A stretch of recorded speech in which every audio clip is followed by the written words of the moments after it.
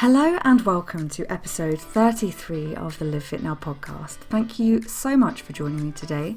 I hope you have had a good week. Now, today's episode sees me return to a subject from an earlier episode of the podcast, and the subject area is the menopause. So a couple of weeks ago, it was World Menopause Day, so I thought this was a perfect opportunity to revisit and continue our learning process of what the menopause is and all the things that we need to know as both men and women. So I cannot wait for you to hear today's conversation. My guest is a GP based in the Oxfordshire area. She has just started the Oxford Menopause and her name is Dr Katie Barber. She is very passionate, very lovely, and shares so much wisdom in this episode. I can't wait for you to hear the conversation. Don't forget you can get in touch with us. Just pop onto the show notes.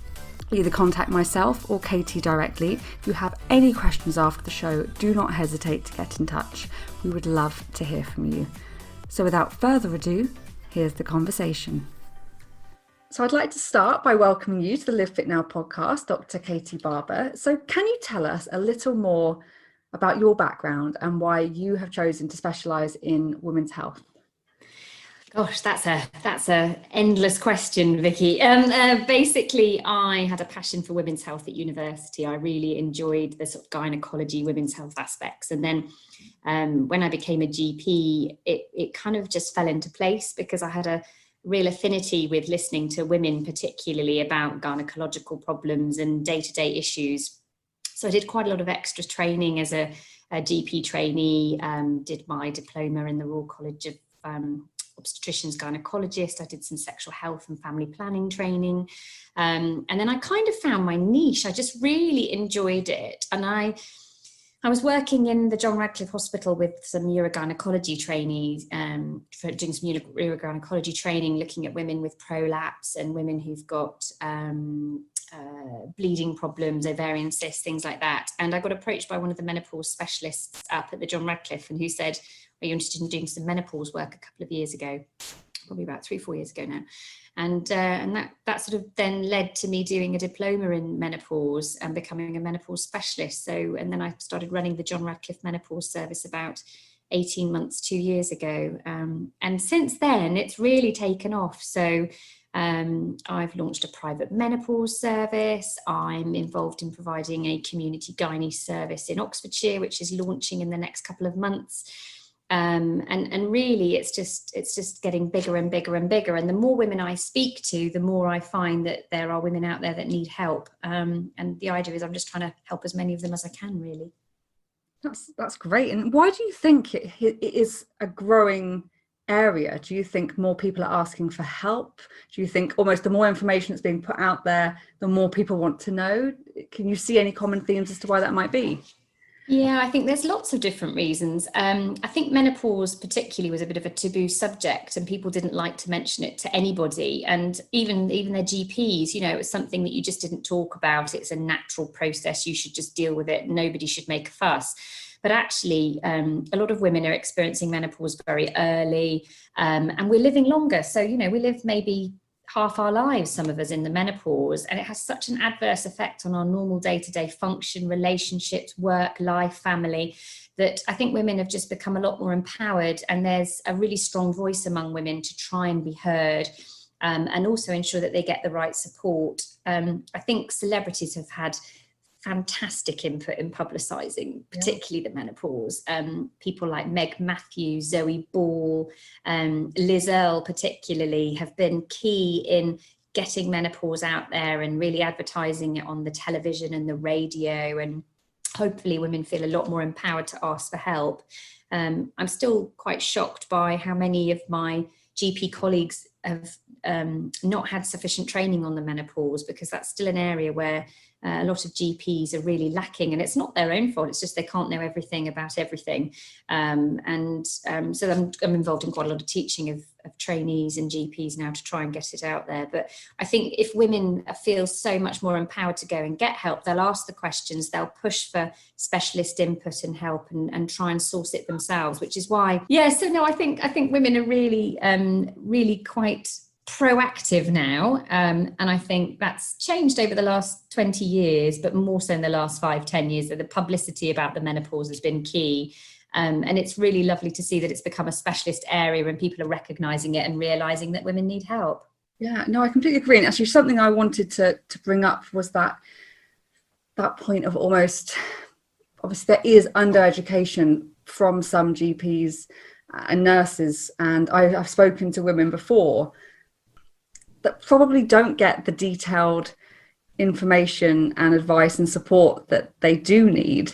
How do you think women can best make sure they're actually going to people with enough information and knowledge to really advise them? Because I think if you're sent home thinking, oh, I can probably just get on with this, but perhaps it's not the best course of action, is there a way that these women can get to the right sorts of people? Definitely. I mean, again, it's difficult for some women to know where to start, because if you Google menopause, you get all sorts of weird and wonderful information. There's a couple of really good websites I use. So the Women's Health Concern is a website which is produced by the British Menopause Society, and I trained and did all my diploma with the British Menopause Society, and all the information on their website is evidence-based, it's medically approved, it's written by menopause specialists. They have a really lovely fact sheet section which sort of gives information about different aspects of menopause, HRT, non-hormonal therapies. So for a lot of women, that might be a starter for 10 to say, actually, I've got a lot of these symptoms, let me go and get help. A lot of private specialists like myself have information on their websites about the symptoms of the menopause and, you know, when to seek help from your GP. And I think actually if women go to their GPs now, I mean, I'm a GP, so I don't mind if someone comes in with a leaflet and says, I think I've got this going on, let's talk about it. I'm like, fine, great, you've got some information, you've clearly thought about this. And I think it was interesting, I was on a webinar today with a couple of menopause specialists across the world. One was in Switzerland and one was in Italy. And the thing that was really interesting about the lady in Switzerland is she said she gets women to write a wish list, a bit like a Father Christmas list. You know, what things do you want me to solve in the order that you want me to solve them? Because she said women come in now very much like, you know, I don't just want my hot flushes fixed. I want my libido improved. I want my skin and hair to feel better. I want my dry vagina to feel better. And they list their sort of order of preference. Whereas she said years ago, it would have been like, oh, I don't know whether I should mention any of these other things, but actually, can you just fix my sweats? And it's really interesting how women are now getting the information, thinking this is linked with the menopause, I need to get help with this. So yeah, the Women's Health Concern is really good. For young women who've had an early menopause, there's a fantastic network called the Daisy Network, which is specifically designed for women who are young, under 40 predominantly, who've had either a natural menopause or a surgically induced menopause, they've had their ovaries removed. And it's got a forum as well for young women to sort of get in touch with each other so they don't feel alone in their early menopause. But I mean, Google has a lot to answer for, doesn't it? There's just so much information out there, but these are some really good websites I'd recommend. Oh, that's great. And perhaps this is a good opportunity to ask you to summarize what exactly the menopause is, and is the menopause the same if you do go into it younger or older at the sort of average age? So if you talk about normal menopause, we say that after the age of 45, menopause is defined as your periods stopping. So if you had 12 months of no periods, you're defined as postmenopausal. And that means your ovaries have stopped producing eggs and therefore the estrogen levels plummet and your brain starts to send signals more desperately to the ovaries saying, come on, produce some eggs. And that causes high levels of a hormone called FSH, which is produced in the pituitary gland in the brain. And that FSH rise, that because your brain's desperately trying to stimulate your ovaries, is what causes all those horrible flushes and sweats particularly. So that's sort of natural menopause, a decline in ovarian function that happens after 45. If it happens before 45, between 40 and 45 is slightly early, and under 40 it's what we call premature ovarian insufficiency. In other words, your ovaries are not supposed to stop working that early. On the whole, that's where menopause happens when there's no obvious underlying reason. But for a lot of women, menopause happens surgically or chemically induced. So I meet a lot of women who've had their ovaries and wombs removed for cancer, for endometriosis, for pelvic pain, various things, heavy bleeding. And clearly, if you take the ovaries out at a very young age or at any age, you're going to plunge yourself into a surgical menopause, which is where the brain still switches on to try and stimulate them, but there's nothing there. It's not a natural decline. It's not a gradual introduction of menopause. It's one day they're there, the next day they're not. And some early menopause in women under 40 has an obvious cause. So I meet women who've got genetic reasons for their ovaries to stop working, or they've had a cancer that's had their ovaries removed, and even young women. So this is when I really, I'm passionate about making sure these women are well looked after, these sort of teenagers that have had chemotherapy for cancer as a child, so leukemia, lymphoma, sarcomas, and they're rendered essentially infertile and menopausal at very young ages. That's really important that they get the right advice, because it has adverse effects on their bone health, their brain health, their cardiovascular risk, emotional issues, etc., etc. I could go on forever, but yeah, that sort of menopause in a nutshell. Most of the time it's a natural cessation of ovarian function, but for some women it's an early or surgically or chemically induced issue. That's fantastic. Thank you for describing that. And this leads me nicely on to my next questions. What are the most common symptoms that people will start to experience? Well, the commonest ones that women want help with are usually flushes and sweats. That's the one that we all remember. Bizarrely, it's probably the easiest thing to fix as a menopause specialist. You can get rid of flushes and sweats quite easily. But my opening thing to a patient that comes in and says, I'm not really sure this is attributable to menopause, is any symptom a woman ever mentions to you is probably menopause driven. So the common things I see are flushes and sweats, but more frequently these days, it's fatigue, it's muscle aches, it's joint pains, it's dry skin, dry hair, low libido, changes in mood, emotional lability. So feeling happy one minute and sad, and there's no trigger for that. Relationship issues, dry vagina, generally losing their va-va-voom and zest for life and enjoyment of life, difficulties concentrating, brain fog, inability to sort of process information as quickly as they normally can. So when these women come in and they've had really high-flying jobs and they say, I've had to quit my job because I just can't stand up in meetings anymore, I can't find the right words. So all of those symptoms. But to be honest, there's loads more. Skin rashes, funny itchy skin, changes in sort of general normal day-to-day function and ability to process information. Anything can be menopause. Wow, quite a list. I've got this to look forward to. Yeah, well, quite as far. I want to empower myself with as much knowledge as possible. And what should we do if we get any of these symptoms, even if they're not necessarily having a massive impact on our lives? Is that a good time to go and get a little bit more advice, or should we be waiting for, I guess, something we don't want to have to put up with anymore? Yeah, I mean, I think that the one thing to say is it's never too early for us to ask for help. If you've got symptoms, particularly if you're under 45, there are huge advantages to getting the correct advice and having hormonal treatment if it's appropriate for you to take it. So women who have an early menopause should be encouraged to take hormonal therapy up until the natural age of menopause, which is around 51, 52, because there's an adverse effect on their bone density, cardiovascular disease risk, brain health, etc. If you're over 45, there's no necessity to get treatment, but there's no point in waiting to see if it passes. If it's in affecting you and affecting your quality of life, there's things out there that can improve your symptoms. And it doesn't necessarily mean HRT in everybody. It might mean other things. And the key thing I always say to women is, whatever I prescribe or advise you, the key things for you to do are to stop smoking, reduce your alcohol, undertake regular exercise, maintain a healthy body mass index, try and have some quality time and work-life balance if you can, because that gets harder as we get older when we're having to deal with the menopause. So if you can look at all those things, ask your employer for some support. Employers have been becoming very, very good at addressing the menopause and recognizing it impacts on women's ability to work efficiently. So never, ever too late to ask for help. And a lot of the time, it might just be actually, what can I do to make this better myself? Or do I need some support? Are things bad enough that I want to rectify it? That's wonderful. You literally just answered my next question. I love it. Good.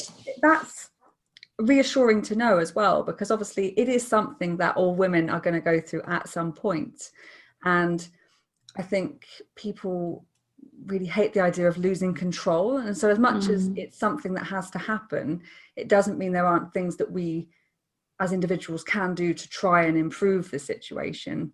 And if we get to the point where we can't help ourselves anymore, there are people like yourselves that we can come and see and get some more help and support from. Definitely. I think the thing to say as well about lifestyle is, we know that flushes are worsened by caffeine and alcohol. So these are simple things you can do to improve symptoms. And, the other thing is bone density is really important to maintain. That starts to decline when we hit the menopause. So do some weight bearing exercise. I always say to women, you don't have to be a member of a gym, just something that gets you slightly out of puff, 30 minutes, 5 times a week, walking around the block briskly, or doing some weights in the garden. Anything like that is great because it's going to improve your bone health and reduce that risk of osteoporosis, plus helps with weight loss and maintaining healthy body mass index, etc. And yeah, just really trying to address things yourself. But I think women are asking for help a lot more. The difficulty with the NHS specialist services is often they're quite restricted about who we can see. It has to be certain niche groups that are really needing specialist advice. But there are more and more menopause specialists like me operating across the UK, particularly in private settings. And most GP practices now have a couple of GPs normally who have a women's health slant. I teach across Bucks, Berks and Oxfordshire and beyond, educating medical students, junior doctors, GPs, and doing a conference in a couple of weeks actually, where we do an annual update about changes in guidance about breast cancer risk and things like that. So there's normally somebody, even if your usual GP that you see isn't really hot on menopause, they can normally ask someone else. And I'm constantly educating my colleagues at work.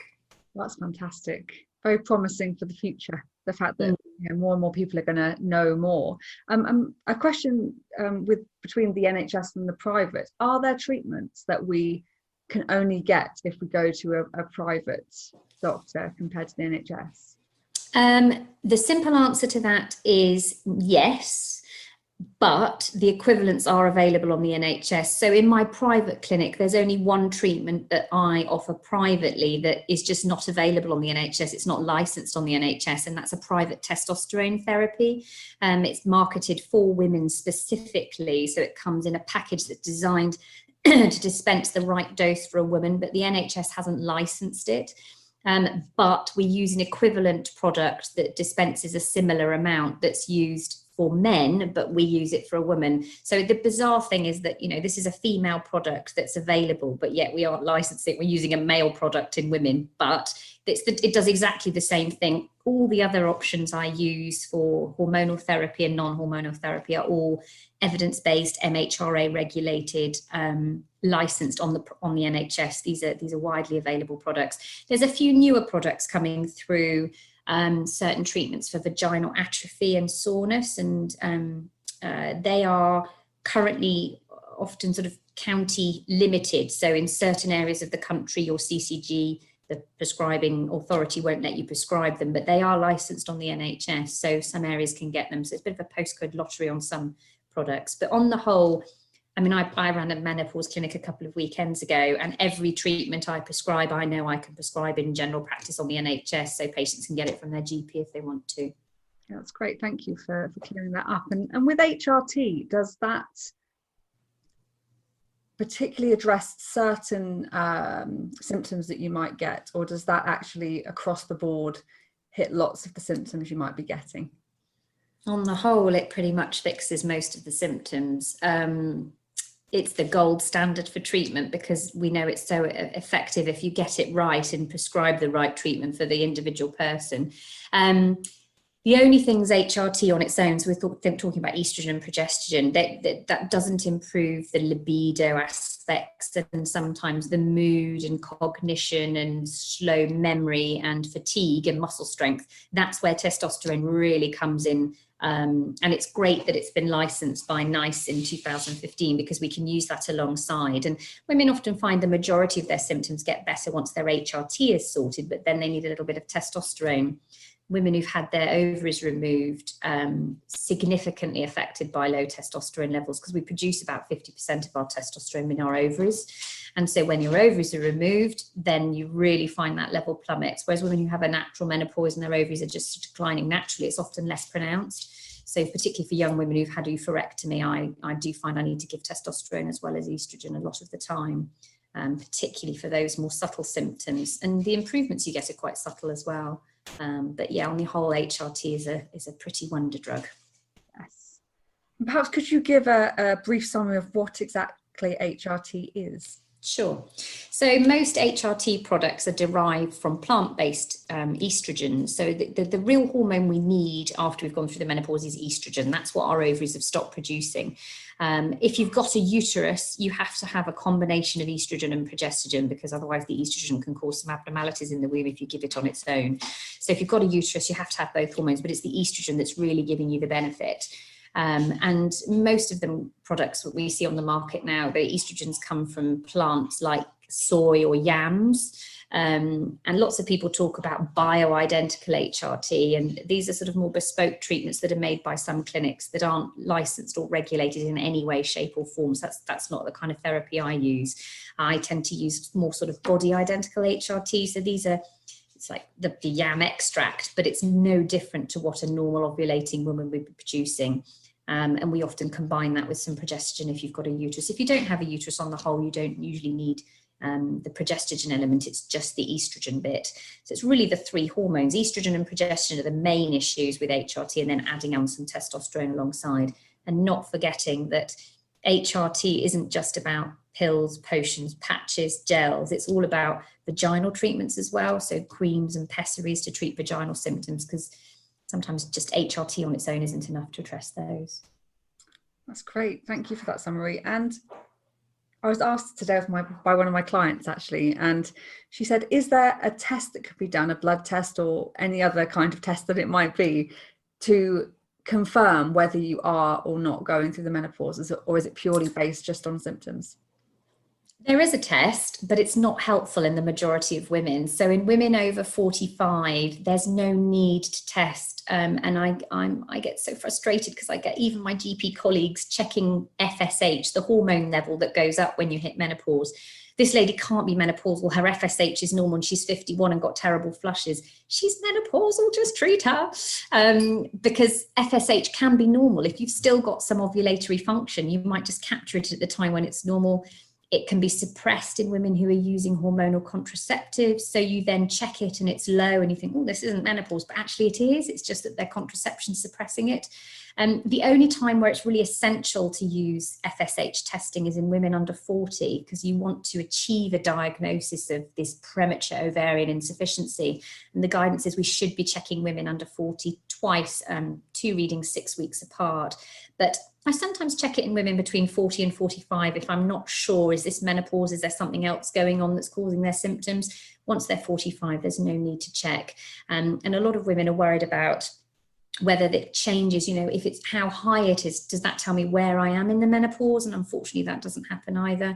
You can't predict fertility or future ovarian failure. You can't say when your menopause is going to be as a result of your blood test. So your short answer is yes, there is a test, but we wouldn't advocate it in women over 45 because it's unreliable and it stops you getting treatment a lot of the time.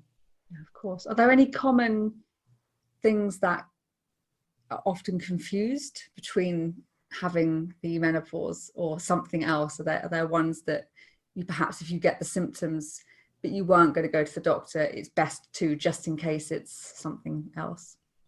Yeah, there's a few weird and wonderful conditions that can cause menopausal symptoms. So thyroid disease, under or overactive thyroid disease can cause similar problems to the menopause, particularly underactive thyroid, sort of sluggishness, fatigue, weight gain, flushes, those kind of things.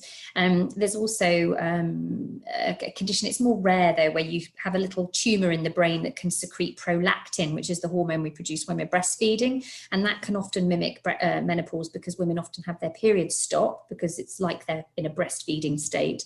And they can often get quite hot and sweaty and feel quite unwell. So Definitely, you know, there are lots of other things that you need to consider. The thing that I see most that's incorrectly diagnosed is the mood issues with menopause and women being given antidepressants when actually they should have had HRT because their mood symptoms were not mood driven, they were more hormonally driven. But there's a couple of other weird and wonderful autoimmune conditions that can cause your ovaries to stop working normally and also mimic the menopause. So I would say if you've got symptoms and you're not sure what's going on, it's always worth asking for help and getting to see your GP. That's great. And what is the shortest and longest length that menopause can go on for? Well, the shortest menopause is probably a few days. The longest menopause goes on till the day you die.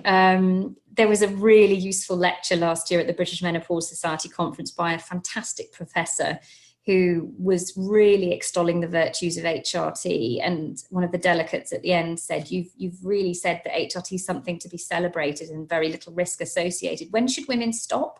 You know, when should we say enough is enough? And he lowered his glasses to the end of his nose and he says, when women are in a coffin, it's probably soon enough. And his view was that, you know, if you feel well with your HRT, it's giving you quality of life. There's no arbitrary time limit. And actually that's been replicated, that view, in some recent studies where we've said, look, there is no arbitrary time limit. You don't get to 60 and say to women, sorry, that's it now, you should be done, finish. It's a case of let's reevaluate you on a case-by-case basis. So for some women, I mean, usually it's a few years and they start to feel as though they're getting on okay. And if they have taken treatment, they can wean it off. But for some women, it's life-changing and persistent and never-ending. So I have a few ladies in my clinic between 70 and 90 that are still taking HRT. And if I look as good as they do at their age, then I'm on it too. Wonderful. And are there any side effects to worry about? I know historically there have been some negative press with HRT, and I've spoken to many women who are cautious to go on it for that reason. So what are the most common side effects and how common are they? Yeah, I mean, the commonest side effects from treatment are going to be from which hormone you're using. So, or is it too much or too little? So bleeding problems can be an issue, particularly if you haven't got the right dose right, or you've not got the right progestogen going in, or women have got other things going on like fibroids or endometriosis. That can often be easily rectified by just adjusting the progestogen element of their HRT or changing the estrogen dose. If you give too much estrogen to a woman too quickly, you get intensely sore breasts, nausea, bloating, and headaches. So a lot of the time when women come to me in clinics, I just couldn't tolerate HRT. This is what happened. I was just like, well, let's try a really low dose and gradually build up, and then you probably won't have those side effects. So they're the commonest ones, bleeding and side effects from the medication. Unfortunately, progestogen, which you have to have if you have a uterus, is that delightful hormone we get premenstrually that makes us feel pretty yuck, sluggish, moody, bloated, miserable. So you can imagine if you're having to take that because you've got to have it because you've got a uterus, that's usually the issue that I find is most tricky with women. But there are ways of overcoming it. There's some more natural progesterones we use at the moment. And interestingly, they're the ones that are associated with little or no increased risk of breast cancer in women using them for up to 5 years. So going on from the side effects, the other thing women worry about is the scaremongering among the headlines about breast cancer risk. There was a paper produced today, funnily enough, it was a sort of a case control study that was released to say about the up-to-date breast cancer risk. And we do know that the articles previously produced that frightened women just didn't reflect the data appropriately. There are certain combinations of estrogen, undoubtedly, with progestogen that have a higher breast cancer risk than others. I personally use a lot of body-identical HRT, which has been shown not to increase breast cancer risk for women using that for up to 5 years. But the studies have really shown that it's not just the HRT, it's how long you use it for. And, you know, prolonged use is going to increase your risk. It's lots of other risk factors. So we know that obesity, going back to the lifestyle, obesity, smoking, alcohol, these all increase your risk of breast cancer. Obesity particularly, way more than HRT does. And it's about balancing those risks. So I'll often sit with patients and say, look, let's have a look at your baseline risk factors for breast cancer. Now let's talk about HRT. It's nowhere near as risky as what else is going on in your life at the moment. And obviously we've got to be mindful of women who've got a hereditary tendency to get breast cancer and any treatment they might be on. So the breast cancer risk is the big negative with HRT. the side effects are minimal and most women tolerate it extremely well. That's fantastic. And I guess it's the balancing of risk factors to quality of life as well. Because your quality of life, if you're experiencing several, particularly of the severe symptoms, is going to be far more detrimental than the percentage of risk that you're going to have from taking certain medications.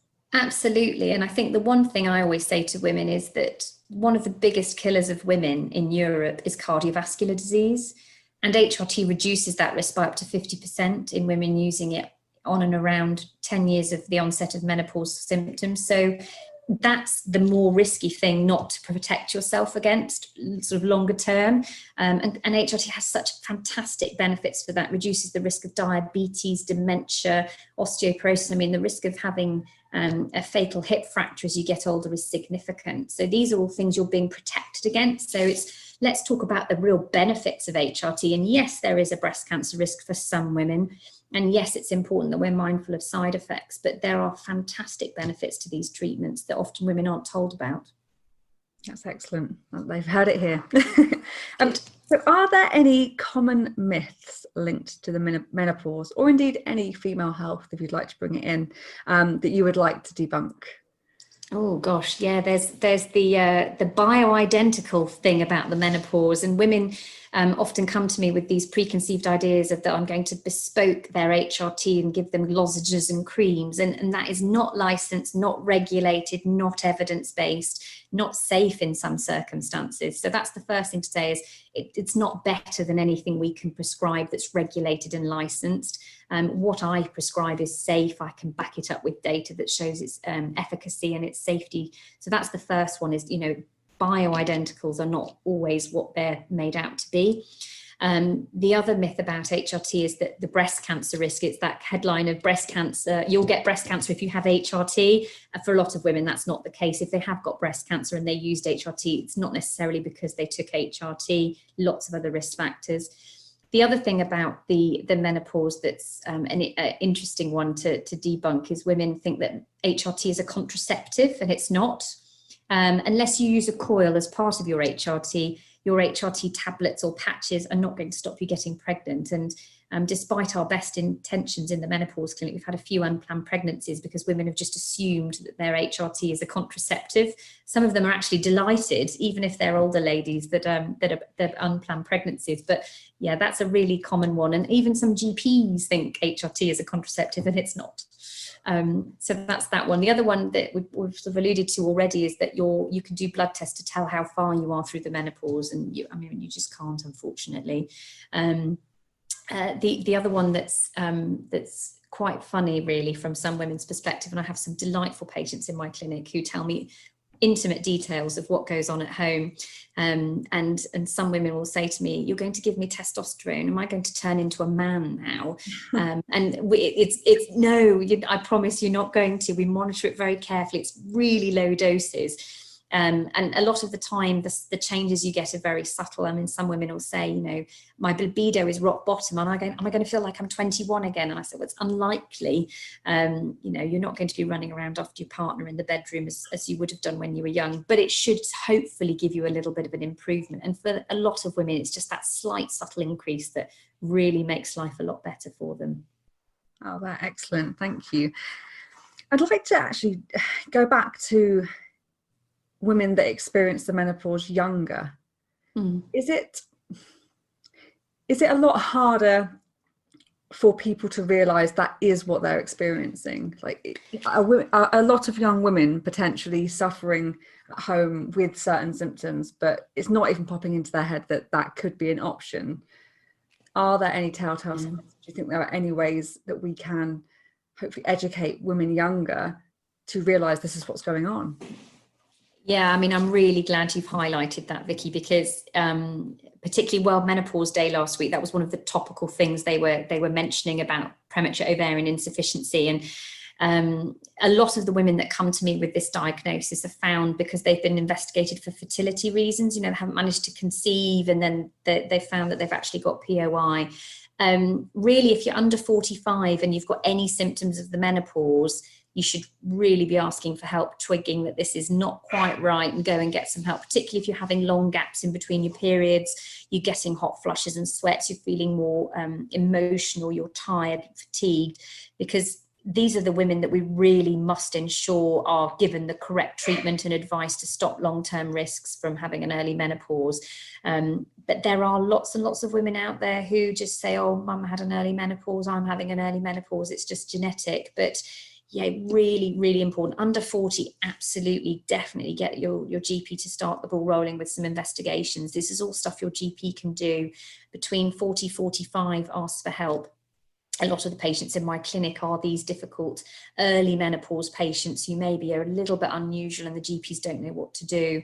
And I'll often do some genetic testing. I'll do some further evaluation and try and find out why they've had an early menopause. So yeah, if you think you're going through a menopause earlier than you should be asking for help. So I'm guessing the first recommendation is to get in contact with your GP, but if you're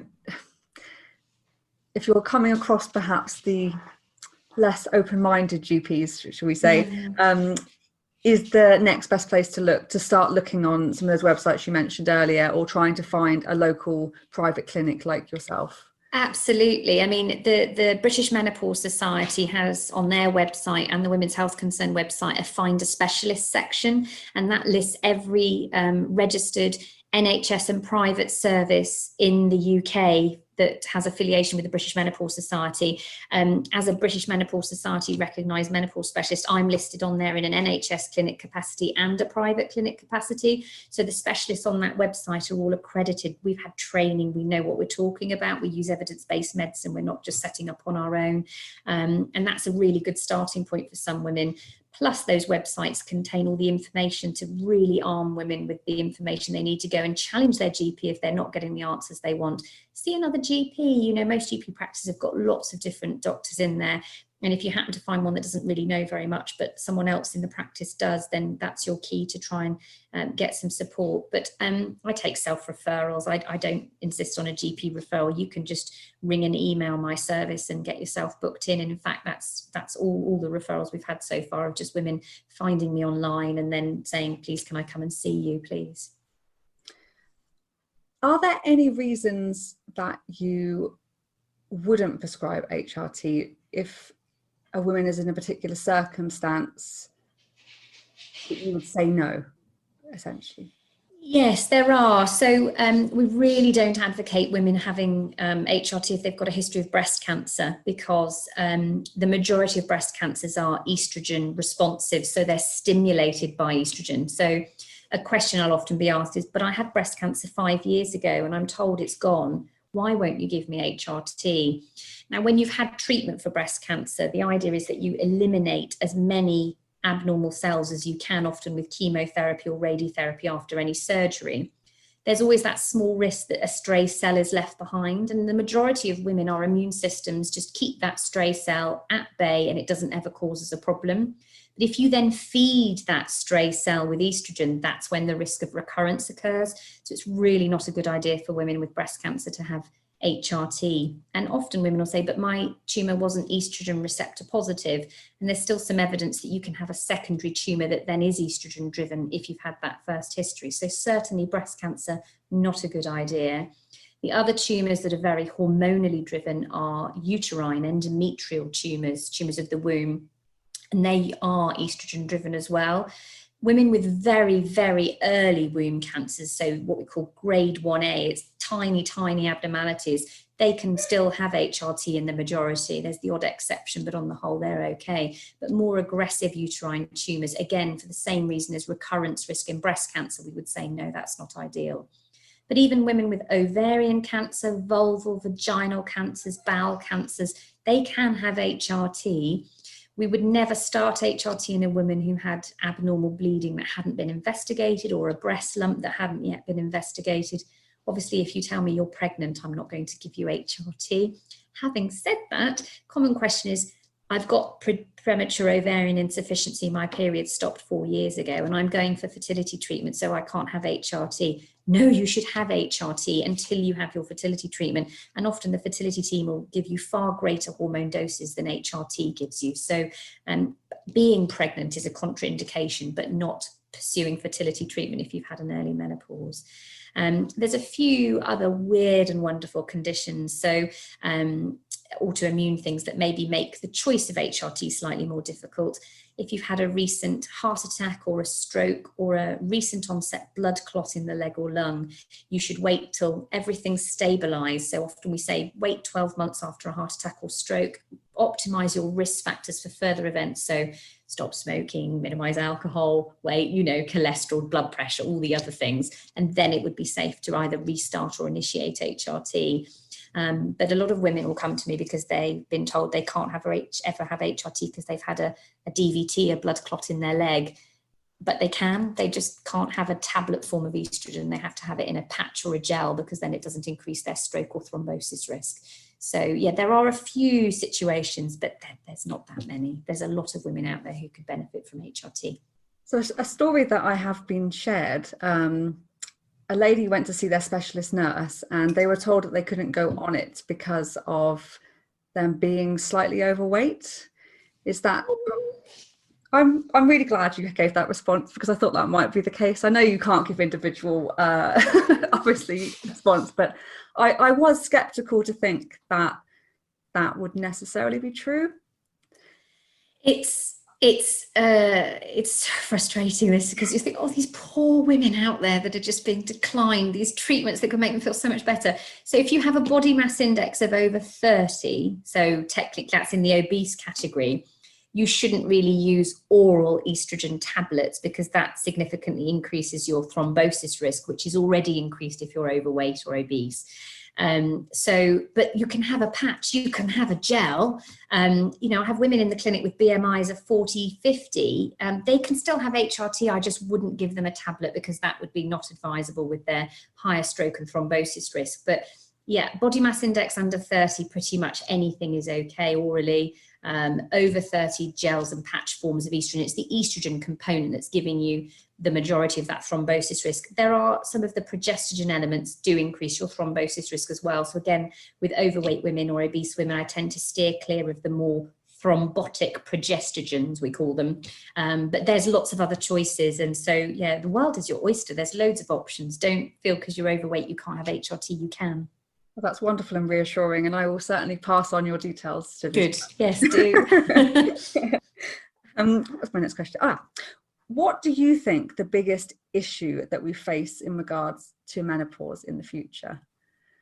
Oh, gosh, that's a good question. If you'd asked me that a year ago, I'd have said physically getting hold of HRT. It's the availability has been a nightmare. I think the whole kind of supply chain of HRT, just at a point when women were really getting empowered to get to HRT and get advice, it just didn't coincide well. So you had these huge supply problems, and theoretically that may still be an issue in the future. I think one of the bigger issues is ensuring the correct treatment for women, because women are a huge part of the UK workforce. We are working longer. And I think I probably end up being about 75 by the time I'm allowed to retire. So, we're going to be working 20, 30, 40 years, some of us, in our menopause. And we've got to be productive. We're not living in the olden days where the women stay at home and the men go to work. We have much more joint sharing of responsibilities at home, and women are working, and it's not about just raising children anymore, which is a fairly archaic view. So it's so important that we look at this aspect of menopause and its impact on the economy and women's normal day-to-day function, and ensure that that's optimized as much as possible, because we are a fantastic source of wealth and income for the UK, and we need to be able to do that. So that's probably the biggest challenge. Yeah, absolutely. And how do you think we can educate people? I mean, men and women, we all need to have a broader knowledge, I think, that this is going to happen to us all at some point, what the symptoms might be, the fact that it's going to be different for everybody, but we all need to be aware of what's going on so we can prepare for it, support each other through it, understand what we need from the other through it. So it's really interesting. I got asked a similar question on the radio last week about this, and my two daughters are 6 and 9, and so the older one's starting to do the PSHE. I can never remember the way round. A PSHE, I think it's called, and they'll talk about puberty and periods, but I don't think they cover the menopause. And actually, it's really important that we start children young, recognizing the different stages in the life cycle. You know, it's not all about contraception and pregnancy and periods. It's what happens at the other end, because for a lot of these young women, it doesn't happen at 45 plus, it happens much earlier.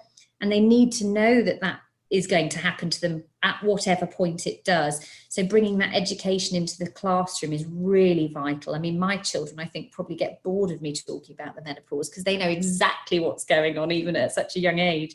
My husband certainly knows what to get me if I don't recognise it myself, but one would hope I will. But I think that's the starting point. And then, you know, incorporating it into the GCSE biology syllabus, science syllabus for youngsters to understand what's going on.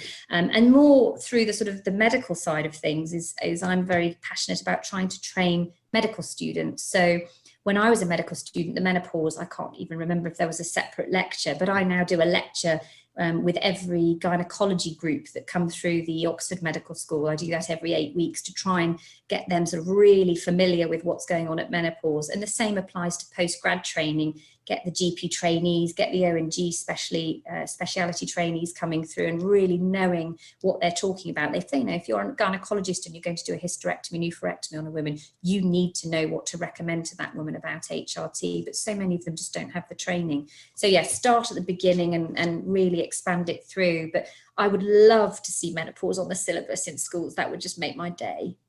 It just makes so much more sense, doesn't it? The more kids understand at a young age, it just becomes the norm. And talking even slightly more broadly just about women's health, do you think there's still just a feeling of taboo around all of the things that women go through?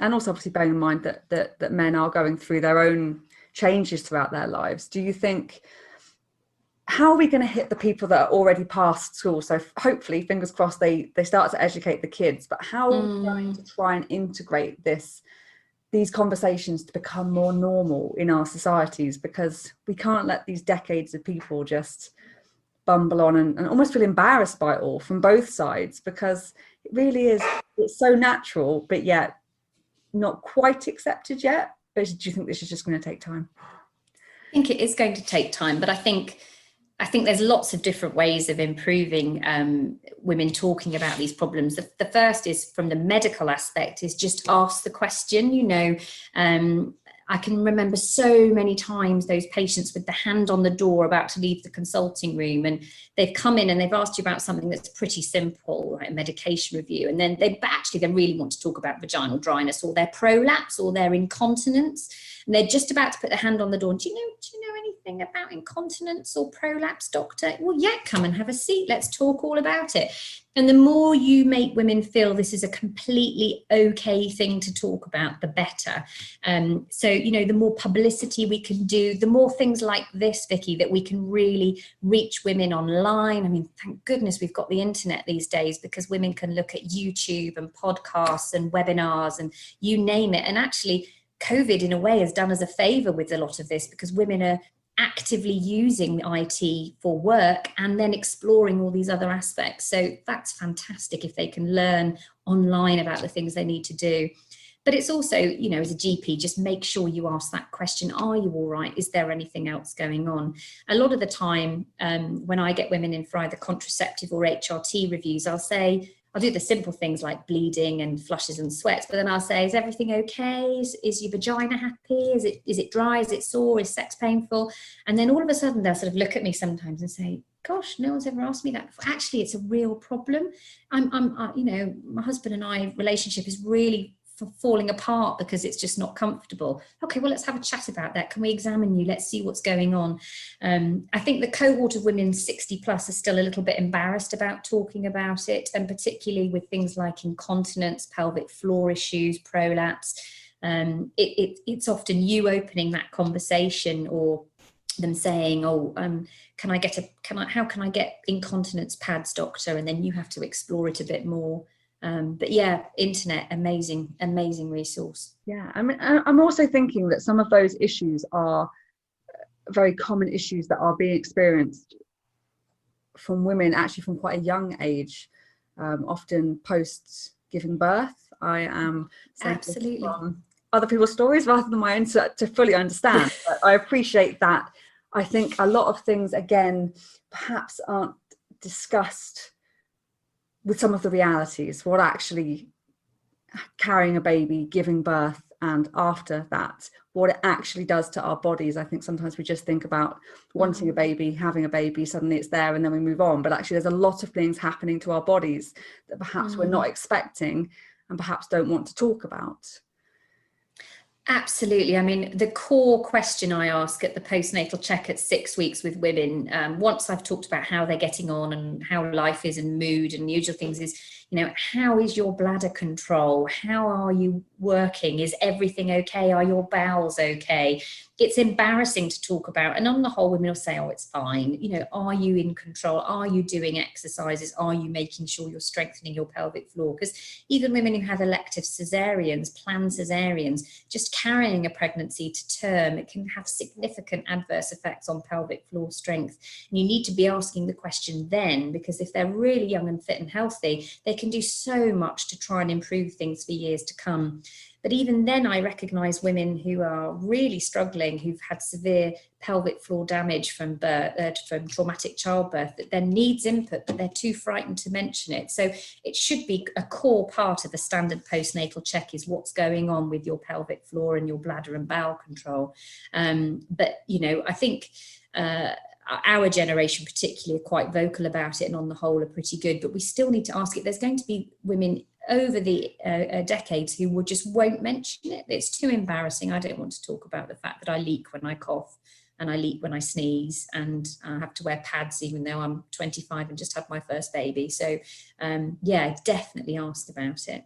Yeah, it's really sad to think that's to be accepted. And the chances are it's so much more common than we realize. Like, rarely are you going to be the person that's had the one unusual symptom that no one else has had, because actually probably most people to some degree are experiencing it. So there really is no need to suffer in silence, because you are professionally trained people. If you can't ask you're going to get yourself stuck. So it's just really important to, I guess, practice speaking out, finding someone that you can open up to.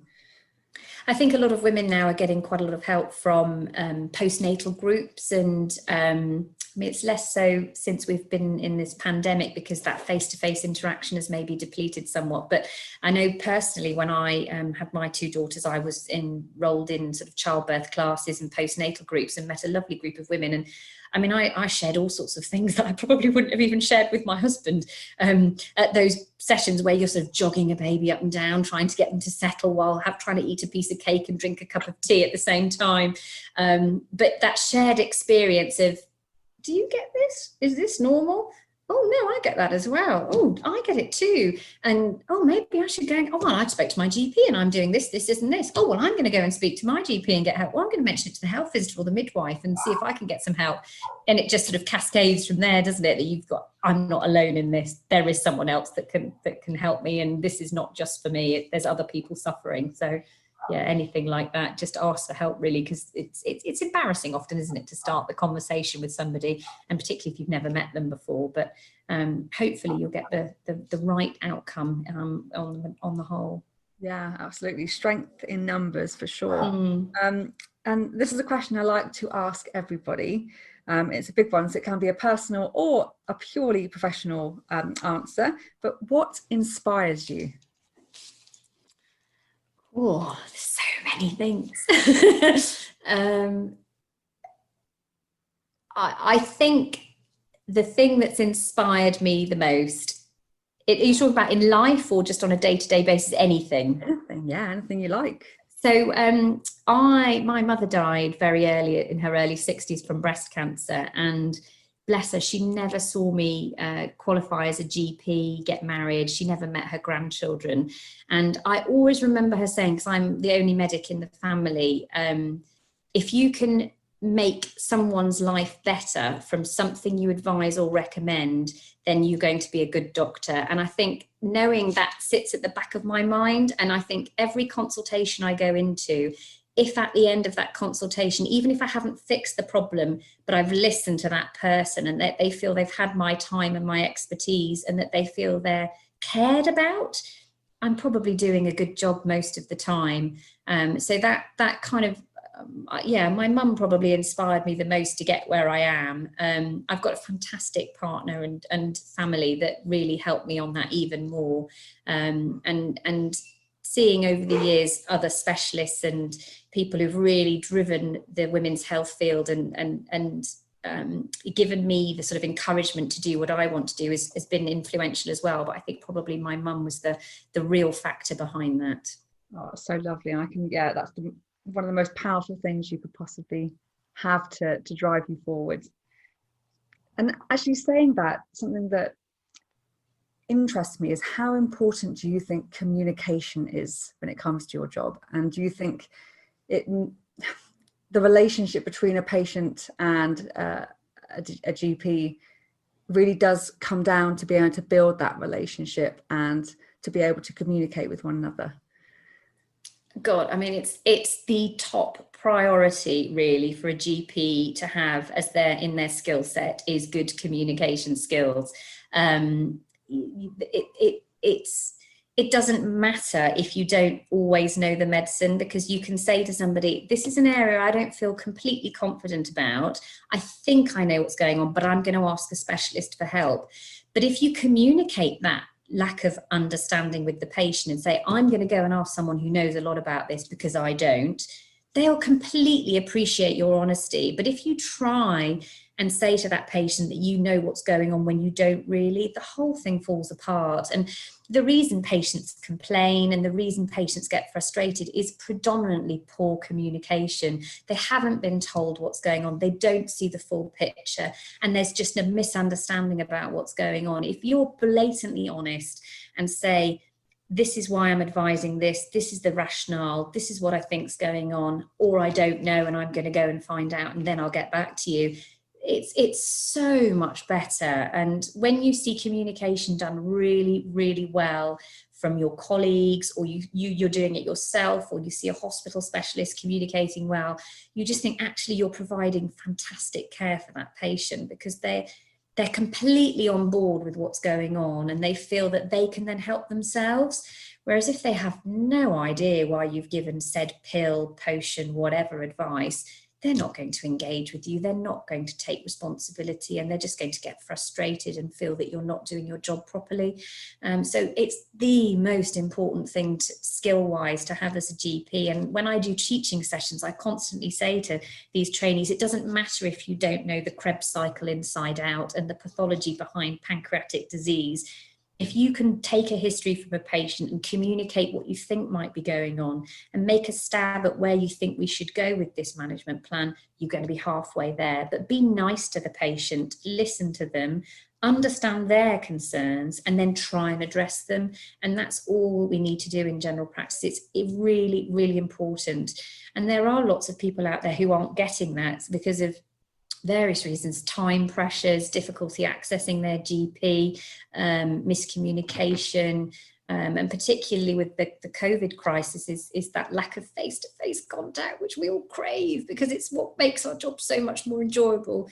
But things like this, I consult on the video with a lot of patients, and it's lovely when their children are running around in the background waving, hello, doctor. And you think, okay, great. Yes, lovely to see you. Haven't seen you for ages. So yeah, communication, very key. I love that. And something else I always like to get everyone to leave us with. I'd like to give you the floor to share one thing you think everyone would benefit from knowing. The one thing.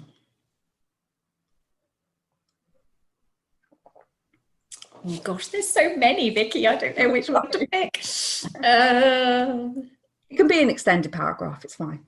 Okay, so the thing that I think everybody should know is that for the majority of women, HRT is fantastic and works amazingly well, and that there's not many circumstances when you cannot have HRT, and for the majority of women, it will revolutionize your life.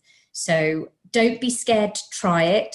If you try it for a few months and you don't like it, no harm done. You're not going to get breast cancer tomorrow. It's perfectly safe to have a go.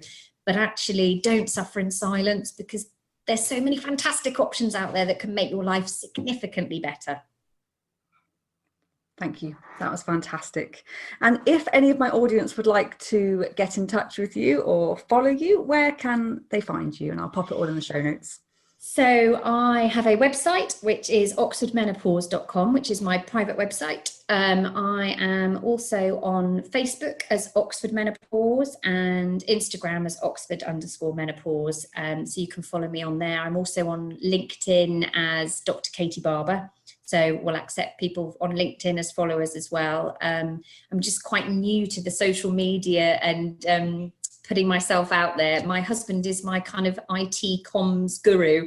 So he's taught me everything I know about Instagram and Facebook and all of this. So I'm getting on with it slowly. And I've got some colleagues who are quite good at communicating on the whole social media platform. But anything on those resources, yeah, you should be able to find me. And I have a blog and put posts up about various topical issues about menopause. That's fantastic. I will pop links to all of those places on the show notes so people can just click right through. Perfect. Thank you so much for your time today. I know everyone's going to love this conversation, so thank you. Great. Thanks, Vicki. Thank you so much for listening to episode 33 of the LiveFitNow podcast. I really hope you enjoyed that conversation as much as I did. I know it's the first time I've returned to a specific subject, but I think it's so important and there is so much to take home from this subject area. I hope you are able to share this with your family and friends, whether that be via word of mouth, social media, send them over a link. But I think we all need to understand this more, men and women, because the more knowledge we have, the more empowered we are. So thank you again.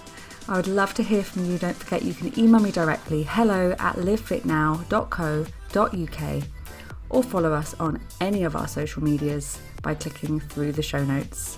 Until next Thursday.